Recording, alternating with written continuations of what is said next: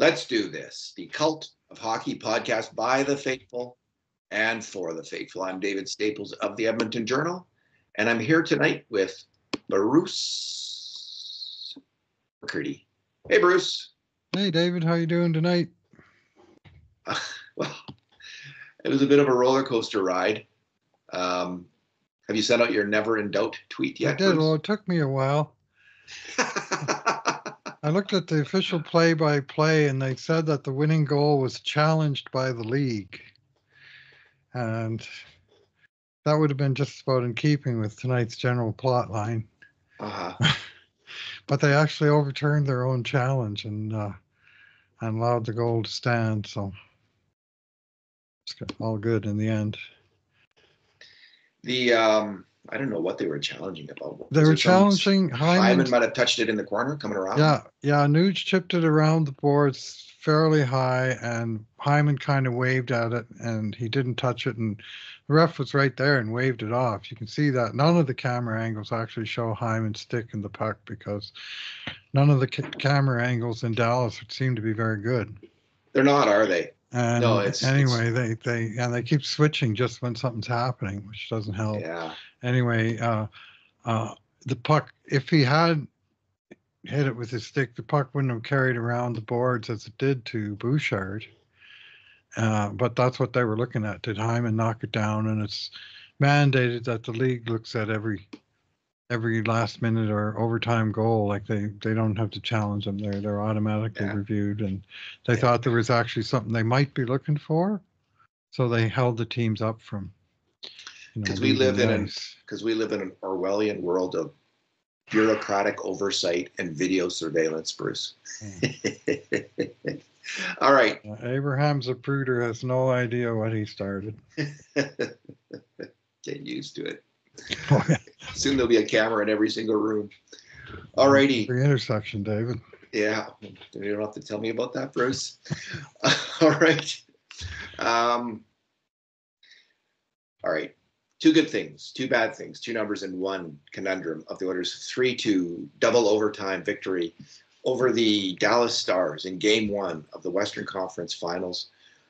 We'll go with two good things each, Bruce, because it's a huge overtime win for the playoffs. Oilers. They're all big. They're all big. That was big, and they're all big. You're right. Okay. Now they're playing with some house money in the next game, although they can't look at it that way, Ken. They got to go out there and win it. Bruce, what's your first good thing? Well, I got to go with Stu Skinner. Wow. I thought he was stellar right from the get-go. I thought he was solid throughout. Made a number of big stops, kept his head while others around him were losing theirs from time to time, and kept vacuuming up rebounds and made all the saves you would expect him to make, and maybe one or two that you wouldn't. And the goals, I mean, they were both scored after, shall we say, major defensive breakdowns, and from just the edge of the crease both times. And I don't think it was realistic to say he should have stopped either goal, and he stood tall in the overtime and just hung in there for the duration. And I just thought he gave the Oilers a rock solid game in net, and every bit as good as Jake. What the hell's your name? Jake Ottinger. Jake Ottinger. Jake the Snake. Gave Steve Ott, was the former Dallas Star. Jake Ottinger is the current Dallas Stars goalie. And he was good. He was good. He made some real big saves, but so did Skinner. And, this was a battle that many people had sort of conceded that the Stars were better off in net. And tonight I would argue that Skinner at least held his own, and ultimately he's the one that emerged with the W. Oh, he almost stole the game. So the grade A shots were 18-15 for the Stars. Mm-hmm. So that's 4.5 goals, expected goals, and Skinner led in 2. Yeah. So Ottinger also did pretty well in that category, but he was more in line with the number of grade A shots the Oilers had. So no, Stu, that was a killer performance, Bruce. And right from the start, with Dodonov's break-in, chance and Ben's rebound. And the rebound. Yeah. And then Ben's rebound. They kind of hit him. That was a goal. That was a stolen goal. You got to be right in the right place to have it hit you. Then Sagan he thwarted Sagan a couple times on big shots. Marchment had a slot shot in the second period, I believe it was. I think there was about 4. Sagan was really dangerous tonight, actually, and he scored twice, did he not? So but there was 4 big saves by Stu Skinner on Tyler Sagan, and they didn't get anything by him in overtime. Bruce, he was solid, really solid on the 4-minute kill in overtime. He just and everything that came his way, he was super solid. So yeah, I agree with you. What a fantastic game. I was tempted to give him a 10, but he did let in 2 goals. But so I gave him a 9. That's outstanding, and that's pretty fair. That's pretty fair. He was a huge part of the reason Edmonton came away with the victory. Huge part of it. I did give 1 10 in this game to Connor McDavid, and that's for a transcendent performance. Maybe a bit of a reach, but the overtime goal was just so fantastic. And better than that, Bruce, this was the best Connor McDavid has looked to me, by my eyes, in a long time in the playoffs. And I don't know what it is or what it was. Maybe they gave him the right injection before the game, that kind of thing. But he was really moving well. And you could see right off the start, he did a spin move on his first shift where he came in and spun with the puck, Denny Savardian 360. He's not been able much of that. We haven't seen much of that. And we haven't seen much of his speed moves, charging in to get a shot, charging in to get a grade A shot. So he contributed, Bruce, to 8 grade A shots at even strength and 1 on the power play where he set up Draisaitl. No, was he in on that goal? Well, that was power play? No. Yeah. No, that wasn't a power play goal.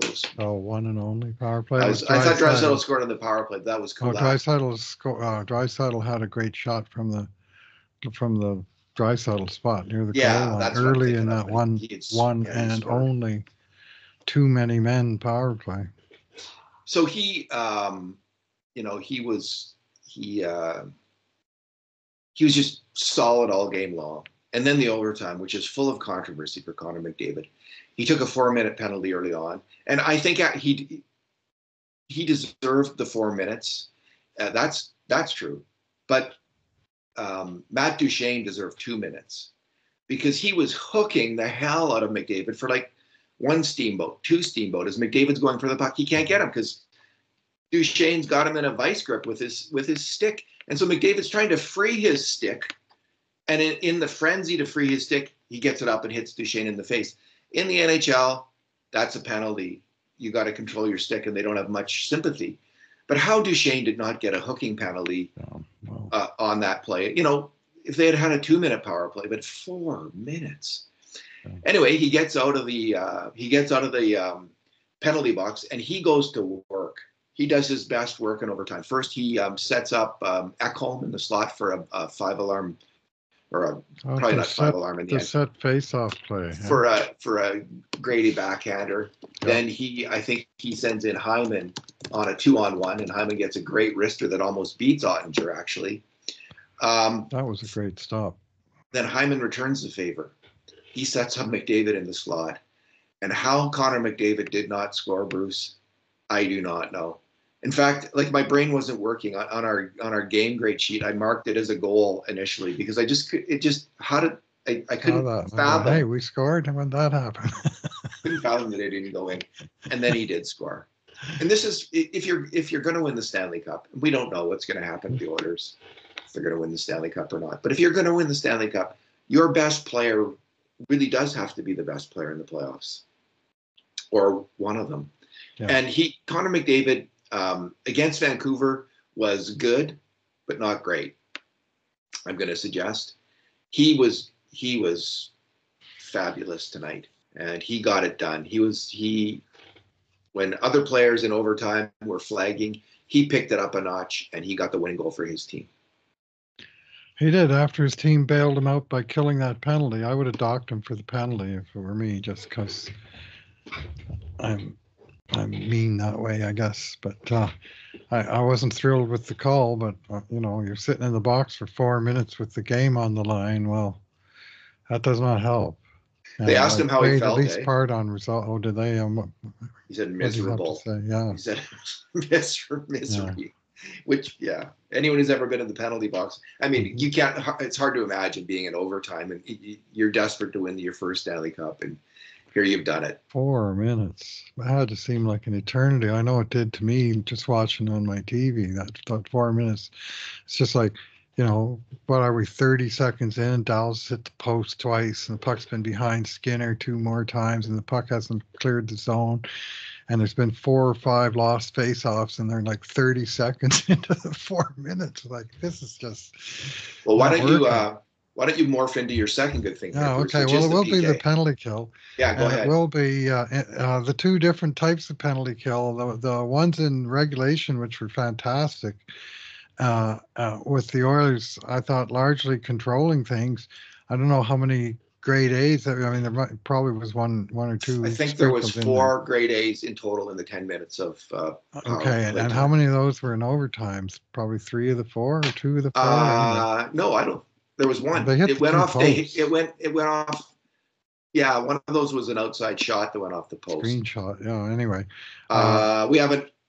Yeah, we yeah, haven't. we're still discussing We're it. Let's still. put I it haven't that gone way. over the video, but Anyway, one went off the Harney's skate and almost the hit the post. PK, the PK once again delivered the goods. 10 minutes of shorthand. I guess it's 4 power plays because officially the one is a single 4 minute penalty, even though it's a double minor. I always think of it as two contiguous penalty kills. But anyway, the uh, the regulars, including Skinner, of course, got the job done in regulation, and then our special unit penalty killers, the hockey gourds, came to Edmonton's rescue in overtime. Because I saw that 4 minute penalty and clearly concluded this cannot stand. These pucks are going to hit posts. They're going to go across the goal mouth. They're going to come back between the goalie's legs and not hit him and bounce into the net. They're going to come out where he can freeze them and get another face off to lose. It was like And it it's like the was, Trojan like War. it seemed like 5 times at it's just inevitable. Like the first Dallas goal, where eventually the guy that's at the edge of the crease with the puck laying there is going to jam it into the net because it's inevitable, and never happened on that whole 4 minutes.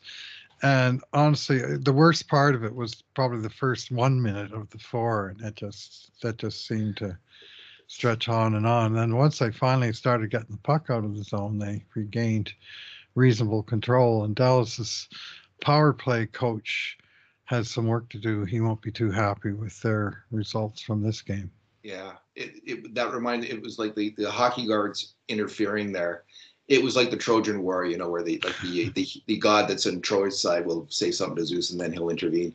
That definitely happened on that one. It seemed like, yeah, The Zeus of higher hockey, power saying, nope, definitely not like got. this. Yeah, someone intervened on behalf of McDavid. Whichever. It's probably Hera or Athena who likes McDavid, and they went to Zeus and they fixed that up nice. I had the same thought actually, Bruce, watching it. Like that's I bet you all After the understand second it. post, I'm thinking they're not going to score here because it's been ordained that they're not going to score. I could barely stand to watch the whole sequence. It Oh, was so fraught. I couldn't believe it. I thought it was done because yeah. it's the Oilers in overtime, right? Like they find ways to lose, and they almost found a way to lose this game. So it's like, of course they're going to score, but they did not. And Bruce, this was a real. I gave +2 grades to everybody on the PK tonight. And so this was a real, which meant nobody got a failing grade this game. Otherwise, one or two players would have. Right. But this was, it's just by committee. It's hard to single out anybody. Although I think Derek Ryan in some ways is the heart and soul of it in my eyes. Like he's the first guy out to take the faceoffs. He won a lot of those early in the regulation time. He was winning the faceoffs, I think 4. And he lost his first face-off of the game in overtime. Yeah. So it is totally by committee, but it's 10 players on the team. and they're all fantastic at it right now. Every single player on the PK is really getting it done. So yeah, it's I don't want to like I know how changeable this is. So suddenly you can have a streak where you're just killing it, and then all of a sudden they get 2 power play goals in a game. So this could change. It's not like even strength play, which seems a little bit more predictable. This kind of comes and goes, but is it ever a coming right now, Bruce? So that's like, would you know what it is overall? What was it? 33 power plays before this and 2 goals or something, 3 goals. Yeah. Something like that. Yeah. And now Yeah, it's they killed them all against 38. the Kings. And then Vancouver got 3 goals on 23 chances. And the Kings had a stack of chances too, like I think 12 in the series. So they're up to and another 5 tonight. So I think that's 3 goals on 40 power plays. Wow. Yeah. Yeah, and the forwards who were out there, they all played about like between 2.5 and 3.5 minutes. Mm-hmm. So they're really relying on the whole group. It's fantastic. Ekholm played 5:57. He did, eh? Yeah. Yeah, he was the king of the penalty kill for minutes. 92.5% kill right now, if they've updated this. NHL.com's really slow updating them. 37 out of 40. Okay. My second good thing now.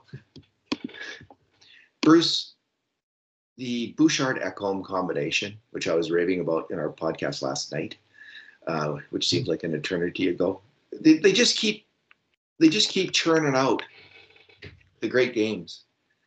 Evan Bouchard is the maestro. You know, he is that brilliant midfielder in soccer, and I was thinking of Andre Pirlo of Italy, you know, with the ball at his feet and just bombing passes all over the field, long bombs right on the feet of breaking players heading to the net, and that's what he was tonight in hockey. He's just so confident with the puck, and his defensive play. He kept a clean sheet. He was the only Oilers defenseman who didn't make one major mistake on a grade A shot against at even strength. His defensive play has been really strong too. His play on the winning goal was fantastic. And Kevin Bieksa gave it, I'll just read you what Kevin Bieksa said on Sportsnet. He said, quote, "Most defensemen that pinch down the wall would just smash that puck at the net. Right. It takes a very elite offensive-minded D-man to make that pass to McDavid," unquote. So perfect. Yeah, that's who he is. Right on the tape. Perfect, like shot pass that all McDavid had to do was, get a stick on it. Not spend any time thinking about how he was going to beat the goalie. Just get a stick on it and deflect it in, and the pass was a work of art. As for Ekholm, man, what a player! And the Oilers would be lost without him. You know, if we were counting on Nurse and Kulak and Broberg, we just wouldn't be where we are. They wouldn't have made it this far. He's just a tower of power, game after game after game. He keeps churning out great game. Plus, he's a stalwart on the penalty kill. He played a team high 31-48. 6 minutes out on the kill. Almost scored in overtime. He put a one-timer shot off the bar in the second period. So hell of a great game. Backhand shot in the overtime in off the that overtime set play. Yeah, that nearly worked. And he survived the face plant in the first period, so that was good. That could have been bad if his face had just been a little bit more forward. I think it actually hit the face shield first. Face shield and chin took the blow, so it was okay. His gloves were kind of under him, but you could see him put as much weight as he could to cushion the fall on his hands, which were kind of under his body, so he couldn't really get them out in front, but he still used his strength to sort of cushion the fall, and luckily his head didn't bounce off the ice, which it looked like it was going to. We're on to our bad things now, Bruce. We're going to go in reverse order because mine come first. And the first one happens 2 minutes into the game. And I couldn't believe my eyes at how open Evgeny Dadonov was on his breakaway. And fortunately, there was a really good replay that showed what happened. And then there was some solid discussion about the Stars' breakout play in between periods. But so the Stars had an interesting breakout tactic, which was if the defenseman wins it, let's say on the right side, the winger on the left side charges up ice and tries to get a breakaway, and Dadonov executed it perfectly, and Cody Ceci was asleep. He just had lost track completely. First shift of the game, lost track completely of Dadonov, who went in on a breakaway. So, initially I was thinking, how did Kulak get beat? But, he really just came up his boards. He had his guy, and it was Ceci who fell asleep at the wheel. And man, Skinner, what a huge moment that was for him. And then on the rebound from Ben. First saves of the game, yeah. First saves of the game. And the rebound save was tougher than the original. Indeed. So that's my first bad thing. So it's both Kulak and Ceci are my bad thing, because then Kulak, for the second game in a row, we have the Oilers in command of the game. 2-0 in this case. And 3-0 in the last game. Last game it was Ryan McLeod with the turnover. This time in a very similar play, Brett Kulak whips the pass, muffs the pass. These things happen, and Brett Kulak had a good game. Otherwise, there was a lot to like about Brett Kulak's game. And Ceci on the PK was good, but not that. He whiffed it and they put it in the net. And unlike the one with McLeod, like he whiffed it and it went to Garland, bam, it was in the net. This one, it took a while, and I thought, frankly, Kulak could have done more in the net front, like tackle the guy or, grab his stick, do his Seelovs and just tackle his stick or win the battle outright. And he lost the battle, and Sagan was able to push it into the net. So, he had a chance to pull off the old Paul Schmier, make the big defensive blunder and then make the hero play that makes it go away. But he didn't make the hero play and wound up. He came close. He battled pretty hard on that one, Bruce. He tried, but anyway. He did battle pretty hard. I'll give him. He was there and he was fighting. He just couldn't do it. And Jamie Benn deked around Skinner, put the cross crease, and Sagan put it in. Bruce, that's my bad thing. What is your bad thing? Well, it's got to be that tying goal. And Darnell Nurse, bless his heart, as they say, he tries to do stuff out there, but I wonder what he was trying to do in this particular play where he was, they did have some pressure on. And the Oilers had handled the third period really well. Like, I think they only gave up like 2 grade A shots in the whole period. And this was, and this one kind of came out of the blue, but they did sort of fall back a little bit, and they couldn't get it out of their zone in a couple of chances. And then Nurse is just standing off to the side of the crease, not really covering anyone or, in the shooting lane or anything like that. And Dallas guy fires the puck. It looks like it's going wide of the net and not to, there's no other Stars around. And for whatever reason, Nurse turns his skate, gets his skate on it, kicks it right across the face of goal to wide open Tyler Sagan on the other side with a wide open net to stuff it into. This was the only scoring chance of the game that was better than the one David had in overtime. Because I would not have missed that one, David. I don't think.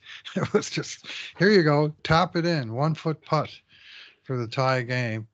And I don't know what it is about him. Like, we've been tracking these deflected in and goalie screens and stuff, and he always seems to lead the team. A part of it is because he gets the most ice time and a large amount of defensive responsibility and a lot of time on the penalty kill historically.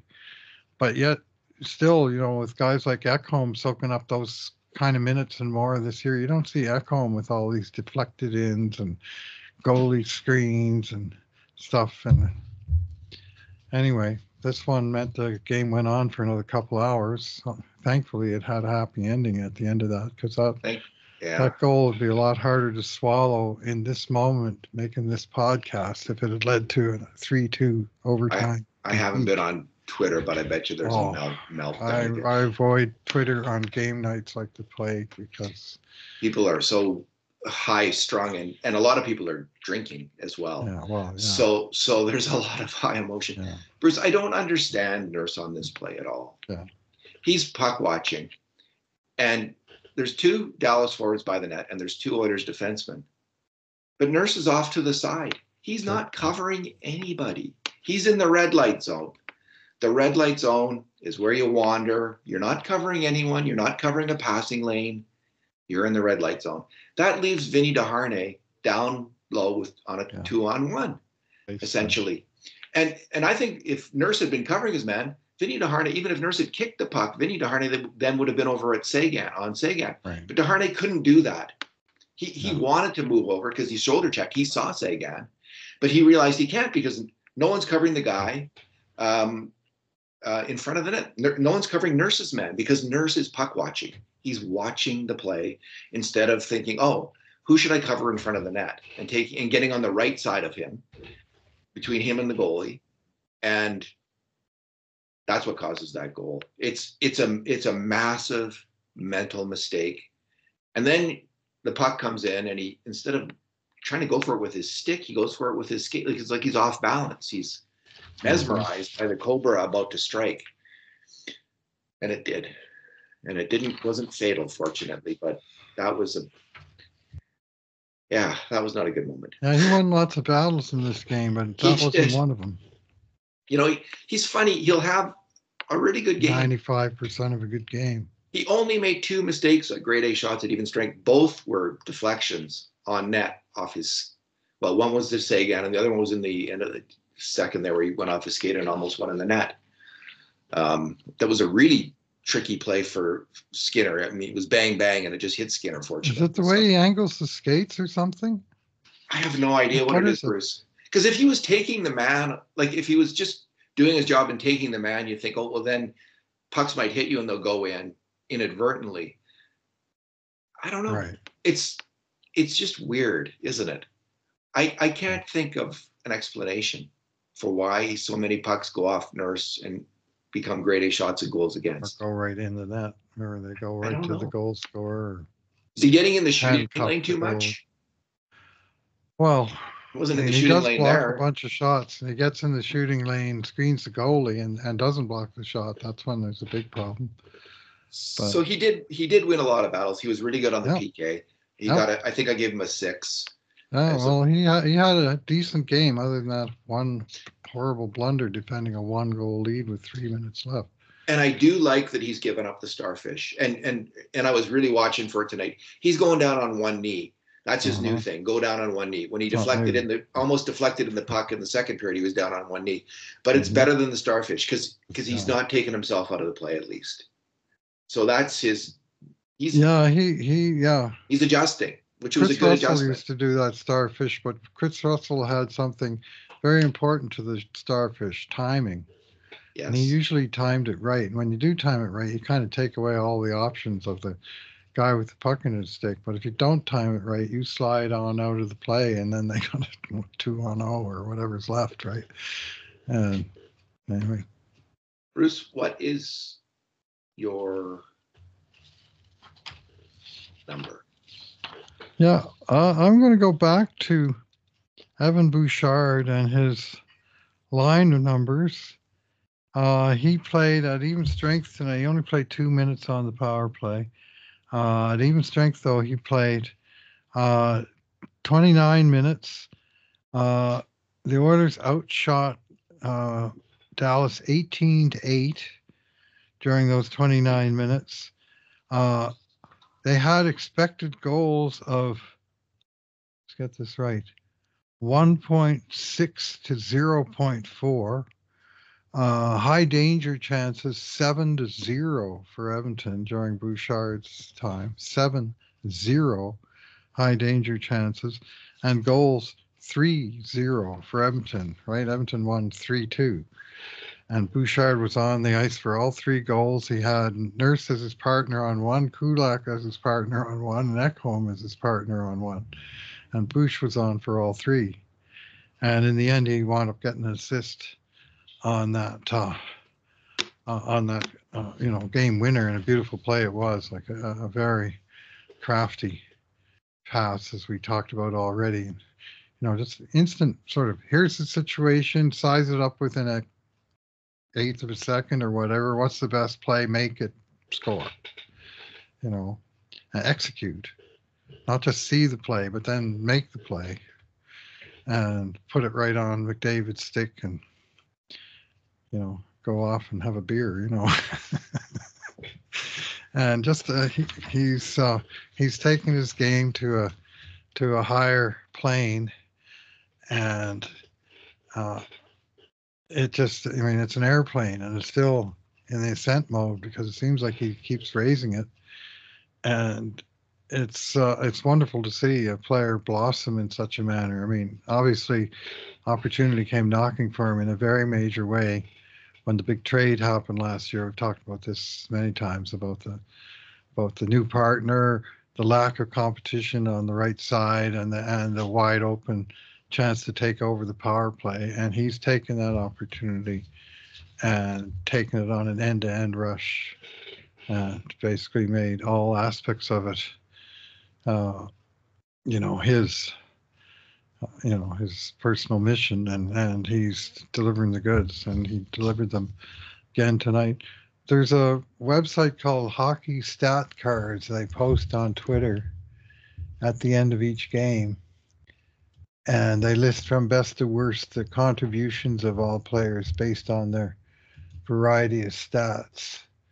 And for Bush was number 1 on the Oilers again tonight with a Hockey Stat Cards. I was tempted to give him a 10. He was so good. I gave him a 9, but yeah. Well, he was at almost +6 in this game, and I'm not quite sure. I'm not sure if it's goals they're measuring or what it is. But he had a long lead on the second best Oiler, Connor McDavid. Zach Hyman was next. Leon Draisaitl was next. But of all those guys, Evan Bouchard was like head and shoulders. He plays more minutes in the game, has more time to impact it, of course, being a D-man. But the fact is that no matter who he's on the ice with, not just the major stars, but with other players, the puck is generally going in the right direction. And he's giving up very little on defense. He had one nasty turnover in his own territory where he made a short pass that didn't quite reach the target. And I'm not sure that a grade A resulted, but there was a block shot maybe. Yes. And another good play by someone else was made to prevent a grade A shot after a moment. Or it might have been a high slot shot that was somewhat anyway, dangerous. It was, when it's 2-2 in overtime, everything's dangerous, so. But that was, that play stood out for him as being, an actual mistake, but he didn't make very many of them. And I thought that, at the beginning of the game, I thought, he's playing a good controlled game, but not making a whole lot happen. But geez, when you look at all these numbers at the end of it, everything that did happen was in the good end of the ice. He picked it up as the game went along. He became more and more forceful, just as the Oilers did, Bruce. The Oilers had 0 grade A shots in the first period. Yeah. Right. Evan Bouchard, the maestro. All right.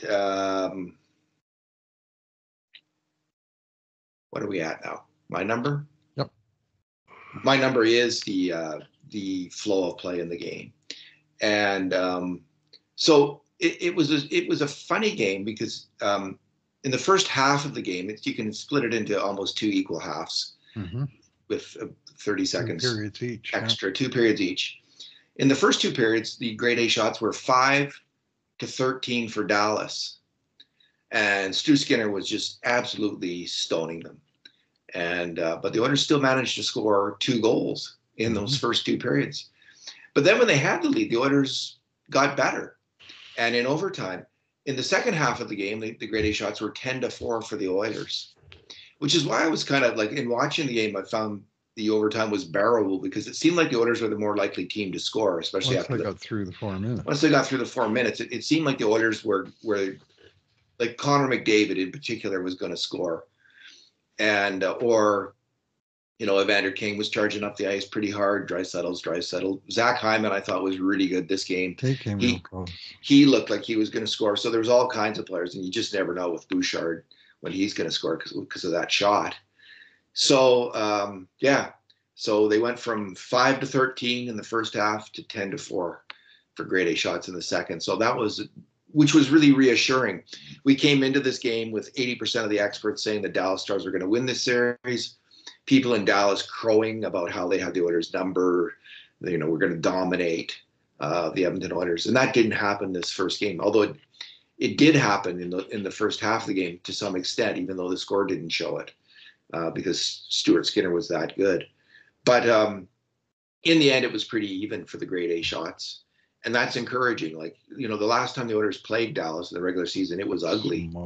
They got smoked, but this looked like a series between two teams that are, at least in the first game, looked quite equal. Look like they're really good. This is a heavyweight match, and between two, either fighter could take it. And heading in, I thought the series was a coin flip, and I haven't changed my mind about that. Either team could take this, and the Oilers got a lot of hard fighting ahead of them. Yep. Which brings us to our conundrum, Bruce. Stuart Skinner, a conundrum wrapped in an enigma, wrapped in a question mark. Can he? What does this game mean? What does this mean? Are we going to see this again, or are we going to see good Stu, or are we going to see bad Stu? What say you, Bruce? I get the sense that he's beginning one of his good streaks. He had a few of them during the year, and he'd have 2 or 3 games where he'd give up a few goals in each game, and it wouldn't look good. And then he'd start slamming the door, and then it would be 2-1, 2-2,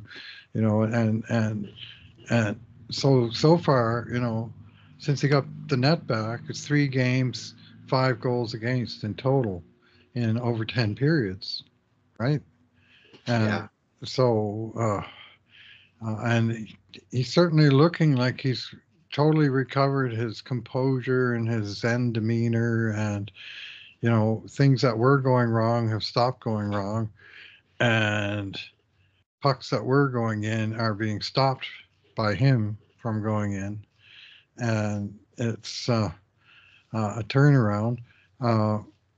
And the good news is that he doesn't have to do this for 4 rounds now, right? He has to do it for 2. Well, or, yeah, because 2.5, I guess, if you count the end of the Vancouver series. Because if you're counting on to be hot for yeah, he only however has to be many hot for a games, month. 16 wins, that's a big ask. Yeah. So Bruce, here are his streaks. Mm-hmm. He is a streaky goalie. Yeah, So yeah. He's had 4 bad streaks and 3 good streaks, but his 1 good streak was really long. So here's his bad streaks. He starts out the year on a bad streak, 13 games with an .865 save percentage in October, November. Then he has another bad streak in February, 7 games, .865 save percentage. Then in late March, it happens again, 5 games. This is shorter, 5 games, .892. And then in the playoffs before this game, 8 games, he had an 8-game streak where he was at .877 save percentage. So 4 really rancid streaks. But he's also had 3 hot streaks. And one of them, Bruce, lasted from November to February. 22 games, 19 wins, 3 losses, a .934 save percentage. Now, granted, many of those games were against the weaker sisters of the NHL. And they were, if you go back and look at the schedule, mm-hmm. They really were. And the Oilers, were desperate for wins, and they got them, and they were playing solid defensive hockey. But 22 games in a row, .934. And his other great streaks, early March, 8 games, a .941 save percentage. And then in late March, 7 games, .933 save percentage. If Stu Skinner can reel off 8 or 9 games where he's like 920, 930 save percentage, Bruce, in that range. Like his typical hot streak. 939 tonight. Yeah, that's Skinner when he's hot. Maybe he can get that hot again. It's going to be tough to be that good against a really good team like Dallas. But the Oilers are a pretty good defensive team now as well. So, other than the odd pizza into their own slot, yeah. Not so much tonight. There were so many grade A shots tonight. These 5 alarm shots. Yeah. Dallas really took it. 933, David. That's what you got if you face 30 shots in a game and let 2 of them in and you stop 28. That's 933. Wow. That's sweet. That's a good night's work. And if you can carry that up over a long period of time, your team's going to do well. So all we can say is based on his history, he's hot and then he's cold and he's hot and cold. So maybe he's heating up. He sure seemed happy after the game. And good for him. He really played well. I don't know if you see a goalie interviewed after a game like that. No. They're usually the first guys down the tunnel to get those pads off. Yeah, well, he said he wanted to have a 20-minute cold bath. So, all right, Bruce. So here's a conundrum for you. Go ahead. You want to really be bonus conundrum. You really want to be gutsy? Ahead. Start Pickard in game 2. Give Skinner a rest like he had in the Vancouver series and benefited from. Say, we've already got our split. Maybe Pickard can win game 2 or we can have a rested goalie. I don't think that's going to happen. I'm just throwing it out there as food for thought. That's an interesting It's an thought. alternative, like it would be brash, not just bold. Well, what about starting Jack Campbell? Didn't you raise that earlier in the playoffs, Bruce? Pickard did all right in his 2 games. No, I did mention Jack Campbell, and he remains an alternative, but an increasingly unlikely one because the other 2 guys are. Pickard answered the bell and did the job in his 2 games. So what would be the rationale other than resting Skinner? Because you think Pickard might have something the team will have something it's just a change up. It just changes the mind. It just alerts the team that they got to be on high alert and they got to bring their A game because Pickard's it obviates the possibility that you're playing Stu Skinner 8 or 9 games in a row in 2.5 weeks. Right, which is why took him out in the Vancouver series and put him back in, and he benefited from that rest. Anyway, I'm just being the elephant in the room. No, that's not the right analogy. I'm being the leprechaun on the dance floor. Yeah. Whatever that means. All right, the trickster. There you go. Loki. Out there. Okay. It's an interesting thought, actually, Bruce. I don't think they'll do it, but it's not. I saw what Boston did in Florida. Oh, really? When Swayman beat Florida in game 1, and he'd already played like 5 straight against Toronto in the previous series, and they came back with Swayman in game 2, and Florida got to him, and then they went home, and Swayman had been blown out of the net, and his sort of mystique had been. Bubble had burst, and they lost that game anyway with Swayman. And before that game, I thought, this would be the perfect time to come back. Mind you, they have Linus Ullmark as their other goalie, but they didn't. And at the end of the series, I wondered maybe they should have tried that. But anyway, just me and my random ideas about goaltending. They're not going to make any lineup changes. Well, Henrique might get Probably in. Not. Who you take Henrique out? Will get in? You can't take out Fogle. Carrick. You take out Carrick. But Carrick, he was one of the few guys who won faceoffs, I think. Let me just. 7 out of 11 on the dot, 4 hits, 2 shots on net. He was all right.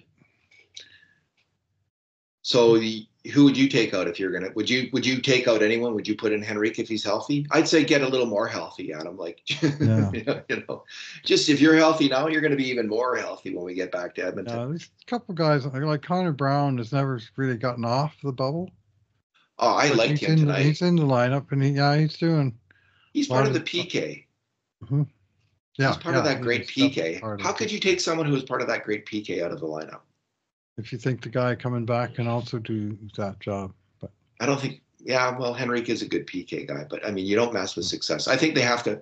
I think Adam Henrique is going to have to wait for a loss to get back. Yeah, well, yeah, it just buys them time for him to get healthier Yeah, because there's no sort of crushing need. Like if they blown the 2-0 lead and lost this game, they might think, oh, now we got to win game 2, and what are what moves can we make? And now they can sort of sit pretty, knowing that the split's in the bank at minimum, and still you're playing with house money. And if you can win game 2, well, it doesn't guarantee anything. Vegas won the first 2 games at Dallas or yeah, I was going to playoffs, say. and where are they?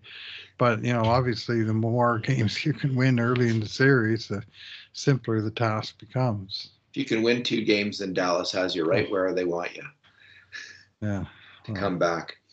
I mean, I didn't watch the Vegas Dallas series, so I can't really comment on what happened. But what happened? Dallas was the better team, and they were kind of the better team even in the early games that they lost. But Vegas was doing Vegas things, and Ottinger actually was a little weak in at least one of those early games, and he got outplayed by Logan Thompson one night. Did you think Edmonton was they won game 3 in overtime? Dallas did when that Wyatt Johnson scored in. Was it even double overtime? And if Vegas had scored there, they were probably cooked because it would have been 3-0. And once they got that third game, they just sort of assumed command from there. Yeah. Do you think Edmonton was a better team tonight? I think they're full value. Like they had the lead. Their goals, like Draisaitl's goal, wasn't that different from Sagan's tying goal in the sense that it was an outside shot, it hit a guy, bounced right across the crease and onto his stick, and he buried it, right? And but I thought Edmonton was full value. They had the majority of the shots, and they had, as we had it with grade A's, it was pretty close. Like it was a toss-up, as you'd probably expect from a double overtime game. But Edmonton was not on the, they weren't like clearly the inferior team that got lucky. So in some ways, they got unlucky. They could have won that game in 60 minutes. They could have. It would have been very sweet for that to happen. Yeah, even or they could have had a power play at some point during the game. After Dallas had 5, and they got 1 penalty for too many men on the ice without actually ever fouling any Edmonton players. They played a clean game. Yeah. Squeaky all right. Clean. Squeaky clean. Yeah. Indeed. All right. Bruce, thanks for talking tonight. All right. Thanks for listening, everyone. And in the meantime, and in between times, this has been another edition of the Cult of Hockey podcast.